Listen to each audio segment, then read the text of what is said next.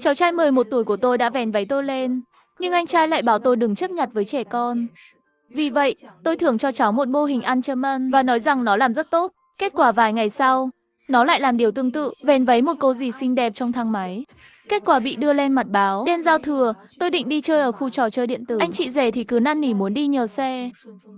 Lúc đó tôi không có ý kiến gì, miễn là không ảnh hưởng đến tôi là được. Nhưng khi tôi đang tập trung bắt búp bê, cháu trai 11 tuổi của tôi đến thầm Tiểu Bảo. Đúng lúc vén váy tôi lên, tôi vội vàng đánh tay nó ra và bắt đầu dạy dỗ Tiểu Bảo.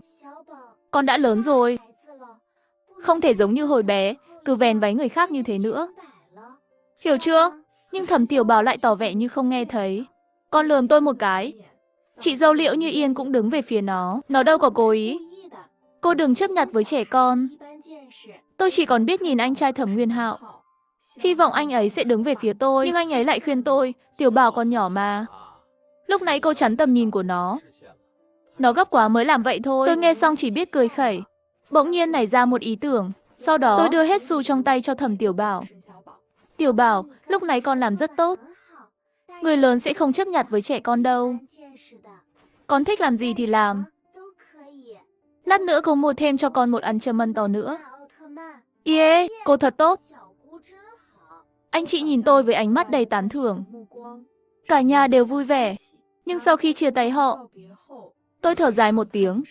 Thẩm Tiểu Bảo bị nuông chiều quá đà. Thật khó để nói ai là người chịu trách nhiệm. Mẹ tôi nghĩ Tiểu Bảo là độc đinh ba đời. Muốn chăng thì không cho sao. Bố tôi coi Tiểu Bảo như mạng sống của mình. Ai làm khó Tiểu Bảo, ông ấy sẵn sàng liều mạng vì nó. Chưa cần nói đến anh chị rể.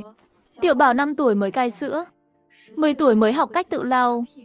Trong môi trường nuôi dạy như vậy, Thẩm Tiểu Bảo trở thành đứa trẻ hư khiến cả khu phố ghét bỏ. Thậm chí còn liên lụy đến tôi, người sống cùng khu, bị gọi là cô chú hư. Nghe nói có cư dân lập hẳn một nhóm chat, nghiên cứu cách đuổi gia đình chúng tôi đi. Thậm chí có người còn muốn trả thù. Lúc này tôi vừa về đến cửa, vừa cắm chìa khóa vào ổ, thì phát hiện ổ khóa bị kẹt. Tôi cảm thấy không ổn. Dùng điện thoại soi thử. Quả nhiên lỗ khóa bị ai đó nhét kín. Trong lúc chờ thợ sửa khóa, tôi nghẹn ngào đăng bán nhà lên trang web bất động sản.